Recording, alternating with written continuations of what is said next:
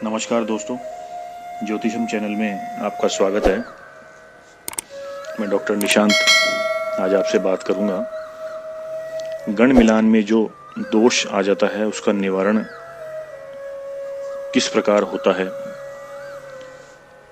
कुंडली में, दोनों की कुंडली में कुछ ऐसे ग्रह योग, कुछ ऐसे स्थितियां उत्पन्न होती है कि उनके द्वारा उस दोष का निवारण स्वतः ही हो जाता है। उसके बारे में आज चर्चा करेंगे। उससे पहले गण मिलान क्या होता है वो आपके सामने मैं स्पष्ट कर देता हूं। देखिए, गण मिलान का आधार दोनों का जन्म नक्षत्र होता है, मतलब दोनों के जन्म नक्षत्र से गण देखा जाता है।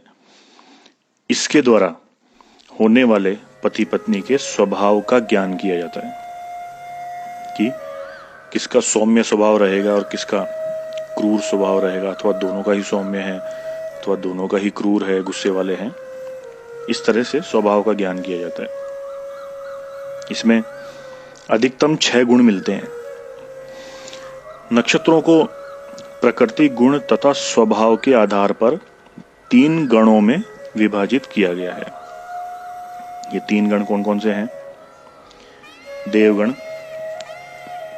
मनुष्य गण तथा राक्षस गण, जो क्रम से सतोगुणी हैं, मतलब देवगण सत्वगुण वाले हैं, मनुष्यगण रजोगुणी हैं और राक्षसगण तामसिक प्रवृत्ति के तमोगुणी हैं। जन्म नक्षत्र के आधार पर किसी जातक को जिस गण का प्रतिनिधि माना जाता है उस जातक में उस गण के गुण विद्यमान आ जाते हैं। समझ लें, जैसे किसी को राक्षस गण मिला है तो उससे संबंधित गुण और जो अवगुण हैं वो उसमें नक्षत्रों के आधार पर व्यक्ति में समाहित हो जाते हैं। यदि लड़का मनुष्य गण का हो और लड़की राक्षस गण की हो तो लड़की निश्चित रूप से लड़के का नाश कर देगी। क्यों? क्योंकि राक्षस के सामने मनुष्य जीव है ना, कुछ भी नहीं है, ना के बराबर है। यदि कोई भी एक देवगण का हो तथा दूसरा राक्षस गण का होगा तो दोनों में सदैव झगड़ा चलता रहेगा। कोई भी नहीं हारेगा, कोई भी नहीं जीतेगा। दोनों ही अपनी अपनी प्रवृत्ति में बलशाली हैं, पावरफुल हैं।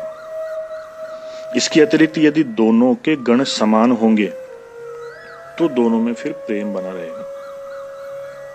ये एक देखने वाली बात है। जैसे दोनों का राक्षस गण है तो वैसा प्रेम बना रहेगा, देवगण है दोनों का तो प्रेम बना रहेगा, मनुष्य गण है तो प्रेम बना रहेगा। अब आपका नक्षत्र कौन सा है, आपका गण कौन सा है, ये आप विचार कर रहे होंगे। तो मैं आपको ये स्पष्ट कर देता हूँ, बता देता हूँ कि कौन से नक्षत्र को कौन सा गण मिला हुआ है या किस गण के नियंत्रण में कौन से नक्षत्र आते हैं। जैसे देवगण में अश्विनी नक्षत्र, मृगशिरा नक्षत्र, पुनर्वसु नक्षत्र, पुष्य नक्षत्र, हस्त नक्षत्र, स्वाति नक्षत्र, अनुराधा नक्षत्र, श्रवण नक्षत्र और रेवती नक्षत्र देवगण में आते हैं। मनुष्य नक्षत्र में, मनुष्य गण में भरणी नक्षत्र, रोहिणी नक्षत्र, आर्द्रा नक्षत्र, पूर्वा फाल्गुनी नक्षत्र, उत्तरा फाल्गुनी नक्षत्र, पूर्वाषाढ़ा, उत्तराषाढ़ा, पूर्वा भाद्रपद तथा उत्तरा भाद्रपद नक्षत्र मनुष्य गण में आते हैं। राक्षस गण में कृतिका नक्षत्र, आश्लेषा नक्षत्र, मघा नक्षत्र, चित्रा नक्षत्र, विशाखा नक्षत्र, ज्येष्ठा नक्षत्र, मूल नक्षत्र, धनिष्ठा नक्षत्र और शतविषा नक्षत्र, ये राक्षस गण में आते हैं। इसमें एक ध्यान देने वाली बात यह है कि जो गंडांत नक्षत्रों में उत्पन्न होते हैं बच्चे, मूल नक्षत्र जैसे देशी भाषा में उनको बोलते हैं कि मूलों में हुआ है। गंडांत नक्षत्र जो 6 होते हैं जिनमें जन्म के 27वें दिन पूजा करानी होती है अपने को, है ना, वो नक्षत्र सभी राक्षस गण में आ रहे हैं। आते हैं। इसलिए जो राक्षस गण वाले लोग होते हैं वो एक्स्ट्रा ऑर्डिनरी होते हैं, आज तो ये कह सकते हैं। कुछ कमियां भी होती है लेकिन खूबियां भी उनमें बहुत होती है। तो अपनी खूबियों को वो लेकर आगे चलेंगे ना जीवन में तो बड़े सफल रहेंगे। अब इन 3 गणों में उत्पन्न व्यक्ति का स्वभाव सामान्य रूप से कैसा रहेगा, ये आपको थोड़ा सा इंडिकेट करता हूं मैं।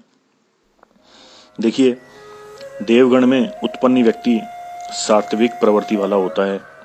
उसमें भावुकता होती है, उदारता, सहनशीलता रहती है। उसका स्वभाव शालीन रहता है, प्रेम प्रवृत्ति रहती है, परोपकार की भावना रहती है, दया, धर्म तथा धैर्य उसमें विद्यमान होते हैं। उसका आत्मविश्वास बड़ा प्रबल होता है और परिवार के प्रति प्रेम की भावना विद्यमान रहती है। ये देवगण वालों के स्वभाव की विशेषता है। मनुष्य गण में उत्पन्न व्यक्ति चतुर होता है, चेतनायुक्त, वीर, साहसी, दूरदर्शी, स्वाभिमानी होता है, सौंदर्य का प्रेमी होता है, व्यवहार में कुशल होता है, प्रभाव जमाने में बड़ा तेज होता है, अपना प्रभाव दूसरे के ऊपर जल्दी जमा लेता है, व्यक्तित्व वाला होता है तथा यशस्वी होता है। उसका यश, उसके कर्म चारों तरफ फैलते हैं। राक्षस गण में उत्पन्न व्यक्ति क्रोधी, स्वार्थी प्रवृत्ति वाला,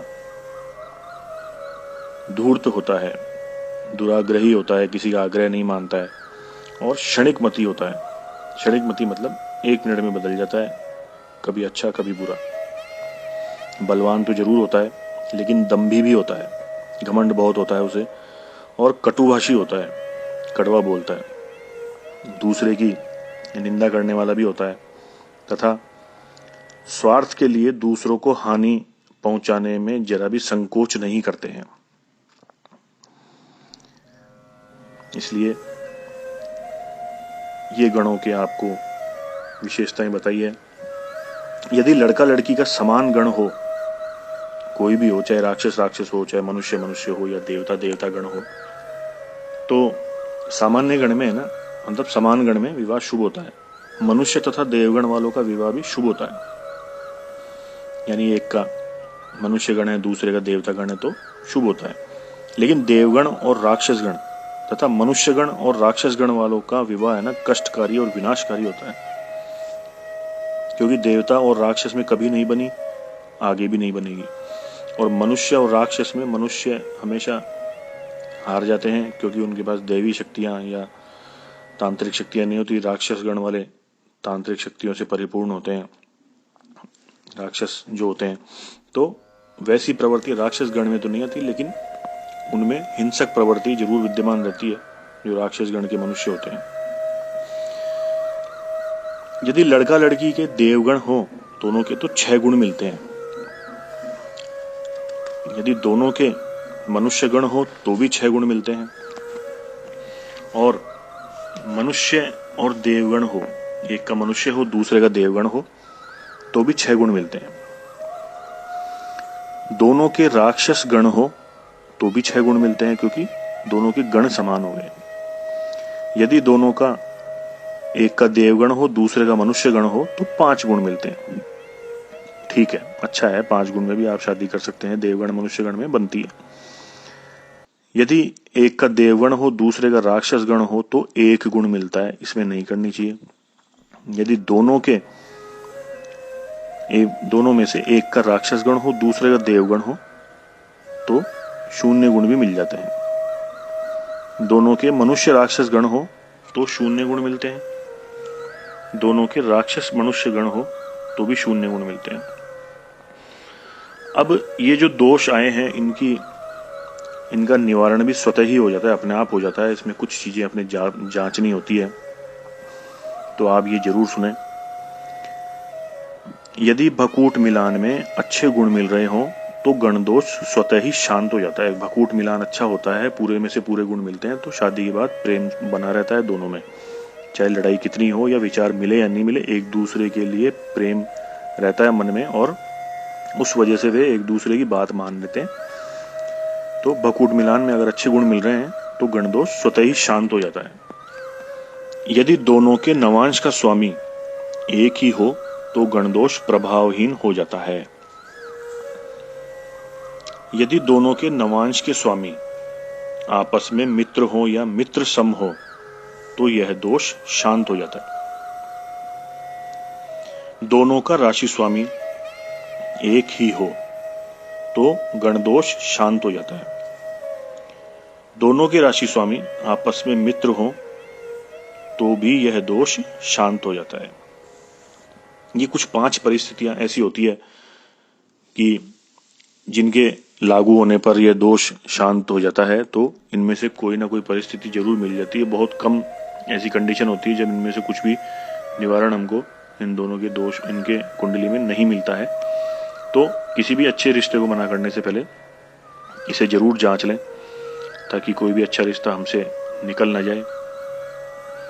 इस वीडियो में, इस जानकारी में आपको किसी तरह का संशय हो, कोई डाउट हो तो आप मुझे कमेंट में जरूर बताएं। आपकी कोई जिज्ञासा हो वो बताएं इस वीडियो से संबंधित, ठीक है। उसी का आपको जवाब समय मिलने पर दिया जाएगा। चैनल को सब्सक्राइब जरूर करें और सब्सक्राइब करने के बाद आपको बेल आइकन दिखेगा, सब्सक्राइब लिखा हुआ है वहीं उसकी जगह, तो आप उस पर ऑल पे क्लिक करें। बेल आइकन पे प्रेस करके ऑल पे क्लिक करें तो उससे आपको आगे आने वाली सभी जानकारियां प्राप्त होती रहेगी। और वीडियो को अपने फ्रेंड्स और फैमिली में शेयर जरूर करें ताकि वे जरा सी अनभिज्ञता के कारण किसी अच्छे रिश्ते को ना छोड़ दें। धन्यवाद।